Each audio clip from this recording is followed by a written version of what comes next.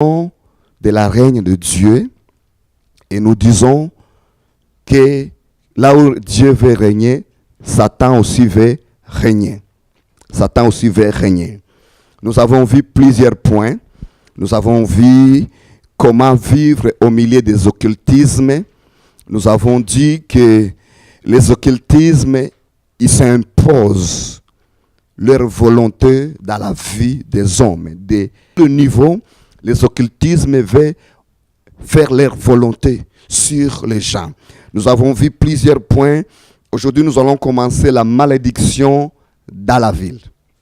La malédiction sur une ville. Amen, hein?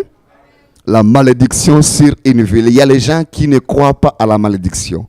Et je regrette pour eux. Bien-aimés, des choses spirituelles sont réelles. Les choses spirituelles sont réelles. Et je me rappelle, il y a quelqu'un, il y a quelques années, qui disait que la malédiction n'existe pas à l'Occident. Et je l'ai dit, tu es dans les erreurs. Je commençais à détailler qu'est-ce que ça veut dire la malédiction. Et cette personne a voulu plaire. Pourquoi? Parce qu'il s'est rendu compte que les choses spirituelles n'ont pas de frontières. N'ont pas de frontières. La malédiction sur une ville. On va parler de la malédiction sur une ville. On va voir qu'est-ce que ça veut dire la malédiction sur une ville. Il y a la malédiction sur un peuple, la malédiction sur une ville, la malédiction sur un individu et la malédiction sur une famille. La malédiction sur une famille. Alors, on va donner tous les détails possibles pour que les gens ne puissent pas mélanger des choses. Amen, hein? La malédiction sur un individu, la malédiction sur une famille, la malédiction sur une ville. Une ville pourrait être sur une malédiction. Et quand tu es dans une ville où il y a une malédiction déjà ou déclarée, ou déjà calculée ou imposée sur cette ville, bien aimé, ce n'est pas facile de s'en sortir si tu ne marches pas selon les principes de Dieu. Amen, hein?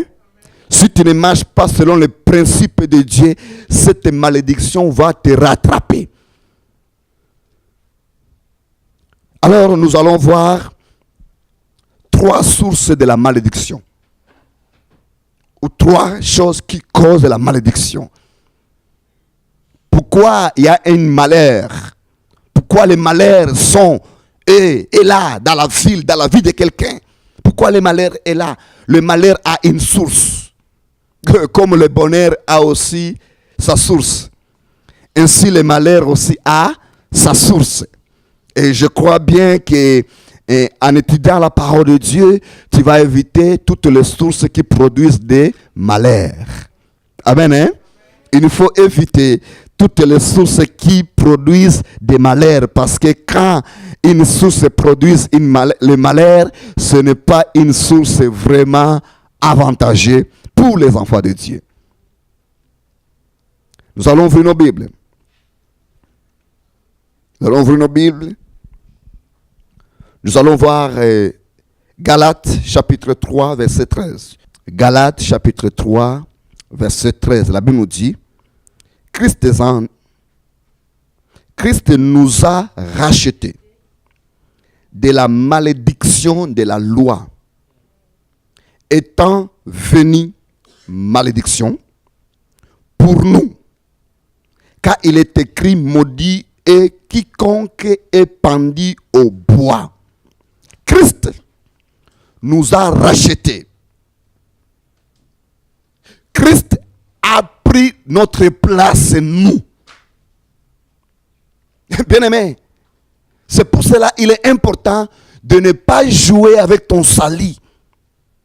Parce que Jésus seulement a la capacité de prendre ton malheur et te donner son bonheur. Il a pris notre place en acceptant d'être pendu sous la croix. Il a été maudit pour nous. Cette malédiction que Christ d'abord a détruite, c'était la malédiction que Dieu a déclarée sur l'humanité. La malédiction de la loi. et les autres malédictions qui viendront. Bien-aimé, si tu es hors de Christ, la malédiction va te rattraper. Mais la seule moyen, la seule façon d'être protégé de la malédiction, peu importe sa source, c'est lorsque tu es réellement dans le Seigneur Jésus. Amen. Est-ce qu'on peut acclamer le roi des rois? Quand tu es réellement chrétien, né de nouveau, converti, tu es protégé de la malédiction. Tu es épargné de la malédiction.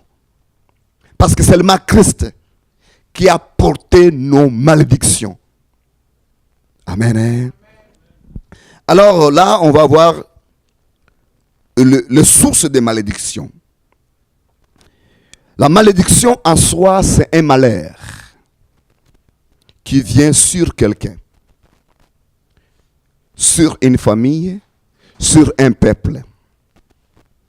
Il y a beaucoup de formes de malheurs. Alléluia. La malédiction, c'est un esprit. On envoie un esprit de malheur qui entre dans ta vie, qui te cause, toi, des malheurs. Tu deviens malheureux dans plusieurs aspects. La malédiction est autorisée d'entrer dans la ville. La malédiction peut être arrêtée. Amen. Hein? La malédiction peut être arrêtée. Aussi longtemps, il n'y a personne qui arrête la malédiction va continuer à opérer ses activités. D'où, quelque part, il y a des choses que toi, tu dois dire, j'arrête ça, j'arrête telle activité, j'arrête ça dans ma famille, j'arrête ça dans ma maison, j'arrête ça. Parce que si personne les arrête, ils vont continuer à opérer. Parce que ce sont les esprits qui sont envoyés pour faire du mal, faire du tort, détruire, briser. Mais tout ce qui apporte la joie doit disparaître pour que ce qui apporte la douleur apparaître. Parce que la malédiction ne vient pas pour donner du bonheur, jamais. Alléluia. La Bible nous dit que le bonheur et la grâce m'accompagneront. Le bonheur et la grâce m'accompagneront. Les enfants de Dieu, nous sommes appelés à être accompagnés par le bonheur et la grâce. Mais si tu n'es pas accompagné par le bonheur et la grâce, tu seras accompagné par les malheurs. Alléluia. Ça, on ne le souhaite pas. On ne le souhaite pas, c'est pour cela que le Saint-Esprit nous révèle des choses qui nous apportent des malheurs. Et nous devons éviter toute chose qui va nous apporter des malheurs. Il faut l'éviter. D'abord, la malédiction pourrait venir de Dieu. Dieu maudit. Dieu peut maudire une ville. On va voir cela dans la Bible. La malédiction pourrait venir des hommes de Dieu. Oui. Des hommes de Dieu, ils ont une capacité de déclarer des choses sur la vie de quelqu'un ou d'une famille et cette famille vivre une vraiment vie compliquée. Nous allons voir cela dans la Bible. Ça va nous amener de respecter ceux qui servent Dieu. Ceux qui font des scandales, nous devons les juger, nous devons les condamner. Mais ceux qui servent Dieu, il faut les respecter parce qu'ils ont la clé. Ils peuvent ouvrir dans les choses spirituelles, ils déclarent des choses et ta vie devient en meurtre. Nous allons voir cela dans la Bible. La troisième source de malédiction, ce qui est très intéressant, la malédiction peut être provoquée par les occultismes. Ça, c'est intéressant. Alléluia. La malédiction sur une ville pourrait être provoqué par les occultismes, d'où ils s'assoient dans leur réunion, ils déclarent que dans cette ville de Limoilou, ou dans cette ville de Québec, ou dans les provinces de Québec, nous déclarons des choses qui rendent malheureux au peuple. Et les gens vivent sur une vie, mais une vie malheureuse sans qu'ils sachent la cause de cette malheur. La malédiction sur une ville. Il existe. Alléluia. Est-ce qu'on peut dire Seigneur, aidez-nous? Dis fort, Seigneur, aidez-moi. Tu vas voir que dans le monde spirituel, les occultismes savent comment embrayer tout un peuple. Ils le savent bien. Ils sont mandatés pour ça. Quand ils jettent la malédiction sur une ville, on va voir plusieurs malédictions. Ils peuvent déstabiliser la vie sociale. Ils peuvent déstabiliser la vie sociale de tout le monde, que tu sois croyant ou pas croyant. Ils s'en foutent de la croyance. Et ils ont leur croyance. Ils peuvent stabiliser la vie sociale. Dans tous les aspects. Que ce soit économique, éducation. Et ils le font. Quand toi, ta vie est stable, quelqu'un n'aime pas ça. Ils peuvent déstabiliser les finances d'un pays entier. Ils stabilisent les finances et tout le monde se ramasse en récession. Quand tout le monde se ramasse en récession, les gens ne savent pas qu'il y a beaucoup de récessions qui sont déjà préprogrammées. Alléluia. Et les gens qui font ça, ce sont les gens qui sont dans les sciences occultes. Ils ne réfléchissent pas comme toi et moi. Toi, tu voudras que tous les Québécois ne soient pas endettés, mais quelqu'un voudra que tous les Québécois soient endettés. Pourquoi? Parce qu'il sait, quand ils sont endettés, ils sont stressés. Il va avoir l'autorité sur ce peuple. Alléluia. La malédiction sur la ville. Tu entres dans une ville, tu trouves que tout le monde a une vie qui n'est pas une vie normale.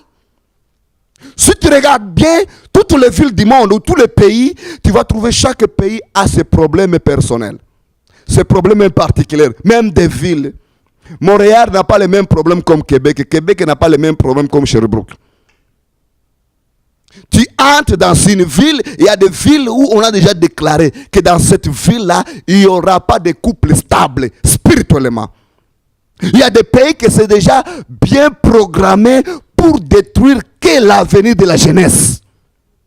Toute la jeunesse, il s'assure que la jeunesse ne doit pas être une jeunesse normale, stable. Il peut mettre même des choses comme de la drogue, des choses pour faire la folie à la jeunesse. Et les gens pensent que non, c'est la mondialisation. Non. Il y a des occultismes qui programment ça très bien. Ils disent là, pour cette jeunesse, pour faire que la jeunesse soit fou, légalisons les marijuana. Et les gens pensent que Trudeau là, il le fait, c'est pour le bonheur des Québécois. Non. Ce n'est pas pour le bonheur des Canadiens, ni pour le bonheur des peuples. C'est un programme diabolique parce que quand on va légaliser le marijuana, on va avoir plus de fous. Ici, les gens appellent le marijuana, mais nous, les Africains, on appelle quoi? Djamba. On sait qu'est-ce que ça veut dire, n'est-ce pas? Oui, nous, on sait qu'est-ce que ça veut dire le marijuana. Les gens deviennent fous. Bien-aimés, prions pour que tous les programmes qui sont programmés dans le monde occulte, qu'ils ne puissent pas nous affecter, nous qui connaissons Dieu. Alléluia. Personne ne voudra que son jeune homme de 12 à 15 ans commence à fumer la marijuana, commence à prendre la drogue. Personne ne le voudra pas. Personne ne voudra pas que son jeune homme qui devrait aller au cégep, à l'université, devienne foyou. Personne, parent, ne voudra pas ça. Mais quand on voit les gens que nous avons fait confiance pour nous conduire, ils prennent des décisions qui sont très dures. Nous devons comprendre quelque part, ils sont dans les sciences occultes. Amen. La malédiction sur la ville. Les occultismes, ils font beaucoup de programmes, même dans le niveau de la maladie. Ils jettent des maladies sur des villes. Ils le font, ils sont capables de le faire. Ils peuvent contaminer l'air spirituellement. Toi, tu ne le vois pas. Physiquement, tu ne les vois pas, mais les hommes spirituels comprennent que l'air est déjà contaminé. Tu entres dans une ville et l'air, l'atmosphère de cette ville est déjà contaminée. Il y a des villes, quand tu entres, il y a l'esprit de la stress, il y a l'esprit de la méchanceté, il y a l'esprit de l'angoisse. Tu entres dans une ville, tu trouves que tout le monde est angoissé. 95% de la population est angoissée. Ce n'est pas normal. Alléluia. Ce n'est pas normal parce que ce sont les esprits envoyés pour pousser aux hommes de se faire que du mal. La malédiction, c'est contre du bonheur, de la joie, de la paix. C'est ce qui est la malédiction. Alors, comment tu pourrais, toi, étant qu'enfant de Dieu, de vivre dans une ville où on a déjà déclaré que dans cette ville, voici comment les vies vont être. Mais toi, tu échappes à cela. On va voir les comment.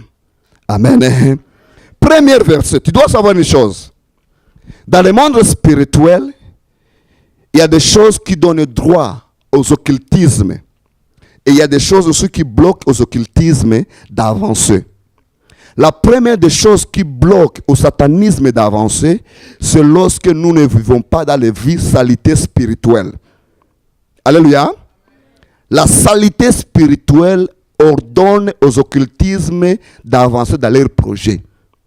Si nous essayons de ne pas vivre une vie qui est saleté spirituelle, nous bloquons leurs activités. Amen. Hein? Lisons Apocalypse chapitre 22, versets 11 à 12. Apocalypse 22, versets 11 à 12. Dans le livre de Daniel, la Bible nous dit que on a obligé Daniel de se souiller. Aujourd'hui, tu peux être dans une nation où on t'oblige de te souiller. Pourquoi? Parce que quand tu es sale spirituellement, tu permets aux occultismes de progresser dans leur plan négatif. Nous avons tous trouvé Apocalypse chapitre 22, verset 11 à 12. La Bible nous dit que celui qui est injuste soit encore injuste. Que celui qui est souillé se souille encore. La Bible ne supplie pas. Tu veux abandonner Dieu, tu es libre. Tu veux prier, tu es libre. Tu veux vivre comme une vie de fou, tu es libre. Tu veux te souiller, souille-toi. Tu veux être injuste, sois injuste. La Bible donne la liberté. La Bible dit ceci. Et que les justes pratiquent encore la justice. D'où, si toi tu es juste, pratique encore la justice. La Bible ne dit pas que les justes abandonnent leur justice parce qu'il y a tout le monde qui se suit. Non. Alléluia. Et que celui qui est saint, sanctifie encore. Alors, la Bible est claire. Tout le monde doit prendre ses responsabilités. Alléluia. Tu es propre spirituellement, tu es juste. Reste juste. Quelqu'un qui ne veut pas être juste, il va récolter le fruit de ce qu'il est en train de s'aimer. Alors voyons quelque chose. Quand nous vivons dans la saleté spirituelle, la première chose est que la couverture de Dieu sort sur nous. Quand la couverture de Dieu sort sur nous, la malédiction qui est déclarée par les occultismes va nous frapper facilement. Alléluia. Va nous frapper. Il va nous atteindre facilement. Je connais quelqu'un qui était dans les sociétés. Cet homme avait de grandes affaires. Mais cet homme, parce qu'il priait, un jour, ses camarades ou les autres hommes d'affaires qui étaient avec lui, on peut dire ses partenaires des affaires, l'ont dit, monsieur, si tu veux que nous continuions à être partenaires avec toi, si tu veux que nous continuions à être partenaires avec toi, il faut arrêter de faire quoi? De prier. Il a dit, c'est quoi entre moi, vie de prière, et les affaires? Ils ont dit, non. Soit tu arrêtes de prier, on va être des partenaires avec toi, soit tu continues à prier, on se retire dans les affaires. Cet homme est parti voir son pasteur et dit, écoute mon pasteur, écoute ce que mes partenaires financiers me disent. Son pasteur l'a montré la Bible. Il a montré que dans les choses des affaires, il y a les enfants de Dieu. Il y a aussi ceux qui sont dans les affaires parce qu'ils ont consulté Satan. Et comme toi, tu es partenaire avec eux, chaque dollar que toi tu partages avec eux a une onction de Dieu. Alléluia. Chaque dollar que toi tu tiens, chaque action que toi tu as dans leurs affaires a une onction. Et leur dollar qui n'a pas l'onction de Dieu ne peut pas résister à ce que toi tu fais, à ce que toi tu es. Alors il a dit, qu'est-ce que je dois faire? Le pasteur dit, écoute, toi tu dois continuer à prier. Dieu va prendre son jugement. Alléluia. Bien-aimé, quand nous sommes dans la relation avec quelqu'un, même si la relation des couples, si quelqu'un, ou dans les relations amicales, ou dans les affaires, ou même au travail, on travaille avec les gens qui ne croient pas à Dieu. Mais ces gens-là, ils sont tellement furieux de nous, on ne sait pas pourquoi. Pourquoi ils sont furieux? Parce que nous avons l'Esprit de Dieu avec nous. Alléluia. Alors, bien-aimés, nous devons savoir que partout où nous sommes, il y a ceux qui sont avec Dieu, il y a ceux qui ne sont pas avec Dieu. Mais si toi tu es avec Dieu, sanctifie-toi encore. Est-ce qu'on peut acclamer le roi des rois? Sanctifie-toi. Parce que la saleté spirituelle va permettre aux occultismes d'avancer bien sur leurs projets. Quand il y a une malédiction sur une ville, cette malédiction pourrait rattraper et va rattraper toute personne qui n'est pas couverte par le sang de Jésus. Qui n'a pas couvert par le sang de Jésus. C'est pas normal que dans les villes comme celui-ci, où il y a tellement d'avancées, tellement de progrès, tellement de moyens financiers dans tout ce que tu veux faire, il y a toujours un soutien financier. Il y a plus de suicides que dans les pays où j'ai grandi, où les gens mangeaient une fois par jour. Alléluia. Soyons honnêtes. J'ai grandi dans un endroit où les gens mangeaient peut-être une fois par jour. Mais ici, tu peux manger quand tu veux, comme tu veux, n'est-ce pas? Et il y a tellement de soutien ici qu'on a vu dans notre pays où le gouvernement il s'en fout complètement de sa population. Mais là-bas, les gens ne se suicident pas. Mais ici où il y a tellement de soutien, les gens se ôtent la vie. Pourquoi? Parce qu'il y a une déclaration faite par les occultismes que cette ville-là, si tu vis à l'aise, ils ne sont pas contents. Mais je déclare que toutes les malédictions déclarées, que soient nulles sans eux, est fait. Alléluia. Que tous les programmes du ténèbre ne puissent pas nous rattraper parce que Christ est avec nous. Est-ce qu'on peut acclamer le roi des rois? Oui, oui. Tout ce qu'ils ont programmé, que la jeunesse de ces années, des années 2000, n'arriveront pas dans le niveau de technologie. Ils se trompent, nous allons avancer. Quand ils disent que tel niveau où ils ont déjà, vous savez qu'il y a des barrières, hein? Les occultismes, ils ont déjà mis des barrières dans la santé. Et dans les finances, il y a des barrières. Dans l'immobilier, il y a des barrières. Si tu n'es pas un membre de certains groupes, tu ne peux pas entrer dedans. Mais je vous le dis, avec Dieu, nous allons percer, nous allons entrer dedans. Parce que nous avons Dieu avec nous. Alléluia. Alors, bien-aimé, quand tu vis dans une ville, oui, même la police. Même les autobus, il n'y a plus d'autres, il s'est déjà bloqué. Quand tu vis dans une ville où il y a des choses déjà déclarées par les ténèbres, le seul moyen de toi de t'en sortir, c'est de craindre l'Éternel. Amen. Hein? De faire quoi? De craindre l'Éternel. Parce que la vie de la saleté spirituelle va donner la force aux occultismes. Amen. Hein? Nous allons voir un autre verset.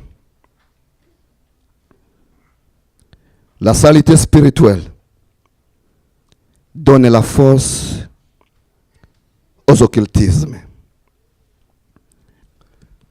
La malédiction sur une ville. Et chaque malédiction a sa cause. Et chaque malédiction a sa source. Et chaque malédiction est activée jusqu'à ce qu'il sera désactivé. Je répète, chaque malédiction est active jusqu'à ce qu'il sera quoi? Désactivé. Désactivé. Je vous avais dit que Dieu maudit une ville. Les hommes de Dieu maudissent les villes. Les occultismes aussi maudissent des villes. Mais écoute la bonne nouvelle. Quand Dieu maudit une ville, tous ceux qui sont de lui, ils sont épargnés. Amen. Hein? Quand Dieu déclare une malédiction sur une ville, d'abord, il épargne ses siens. Il met ses siens à côté. Il protège ses siens. Et tous ceux qui ne sont pas de lui sont frappés par cette malédiction. Mais quand les satanistes ils déclarent une malédiction, ils libèrent les esprits sur la ville, ils épargnent personne, sauf un petit groupe de ceux qui sont dans les occultes avec eux. Ici, nous allons voir Jésus qui commence à parler des choses fortes sur des villes. Il dit quoi? Alors il s'est mis à faire des reproches aux villes dans lesquelles avaient eu lieu la plupart de ces miracles. Parce qu'ils n'ont pas été...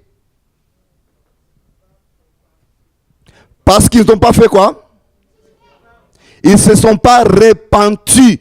Bien-aimé, Dieu est en colère. Jésus était en colère. Il a fait des miracles, mais les gens ont continué à vivre dans la saleté spirituelle. Jésus a fait des miracles, mais les gens ont continué à vivre dans la saleté spirituelle. Ça met Jésus en colère. Ça met Jésus en colère. Il y a des chrétiens aujourd'hui qui sont dans les églises avec tout ce que Dieu a fait dans leur vie, mais ils ne vivent pas comme des chrétiens, ils vivent comme des païens. Ça met Dieu en colère. Quand Dieu nous a fait grâce, nous devons vivre comme les enfants de Dieu. Jésus a reproché des villes parce qu'il a fait des miracles dans ces villes et il n'y a personne qui se repentit. Si on ne se repent pas parce qu'on vit dans la saleté spirituelle. Verset 21. Qu'est-ce qu'il dit? Malheur à toi. Est-ce que malheur c'est une bénédiction? Non. Jésus, il bénit. Il fait quoi? Il maudit. La même personne qui a dit, ne maudissez pas, bénissez vos ennemis, il fait quoi? Il maudit. Ce n'est pas parce que Jésus voulait les maudire. Jésus veut nous expliquer, quand tu vis dans la saleté spirituelle, il y aura une malheur qui va frapper ta vie. Alléluia. Quand tu vis dans la vie qui ne craint pas Dieu, sache-le bien qu'il y aura une malheur qui va frapper ta vie. Jésus dit malheur à toi. Pas le bonheur à toi. Malheur à toi. Malheur à toi. Pas seulement à une personne, à une ville. Malheur à toi quoi? Une ville au complet. Vous imaginez, une ville au complet. Pas seulement une seule ville.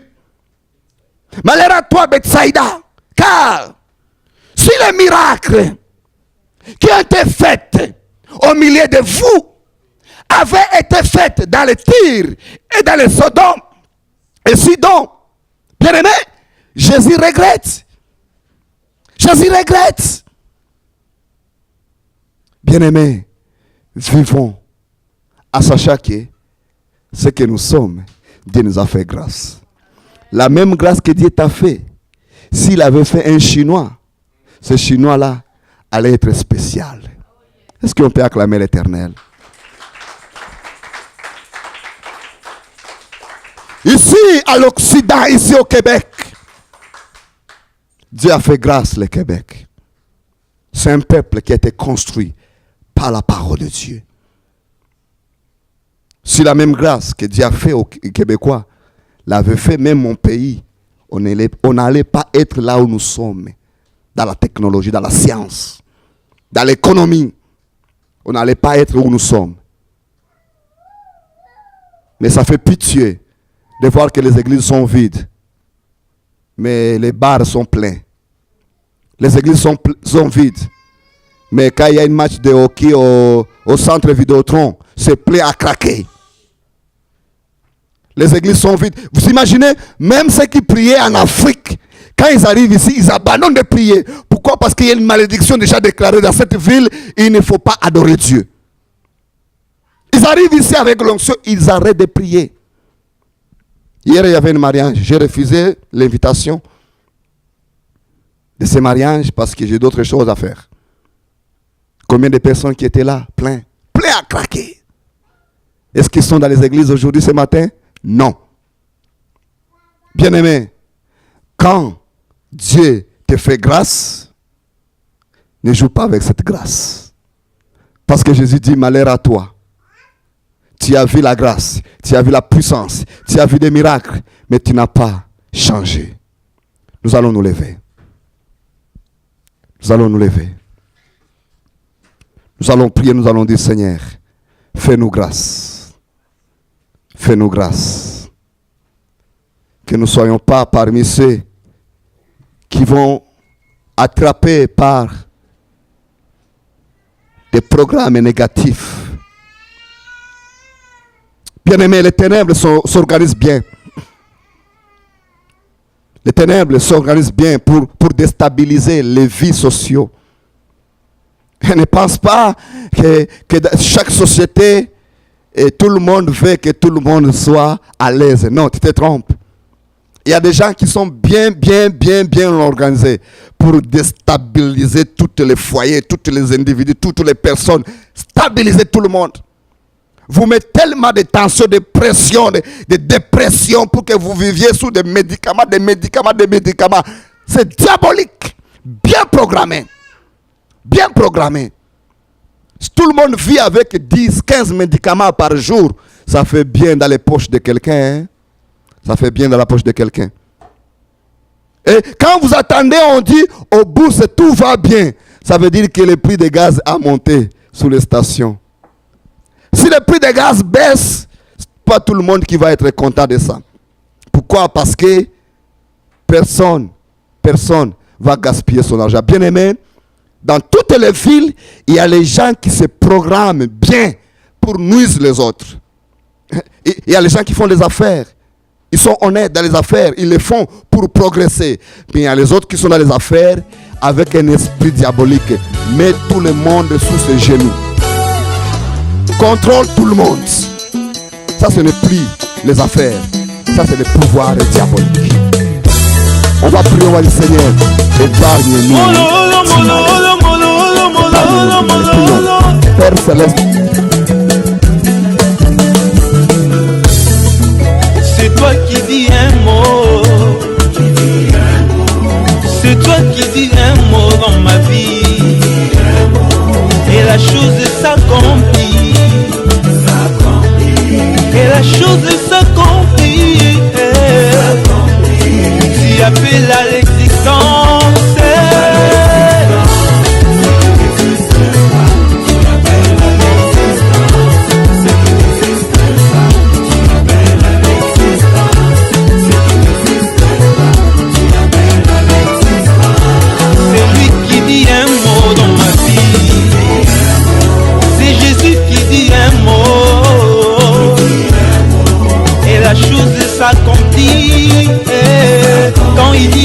la chose s'accomplit.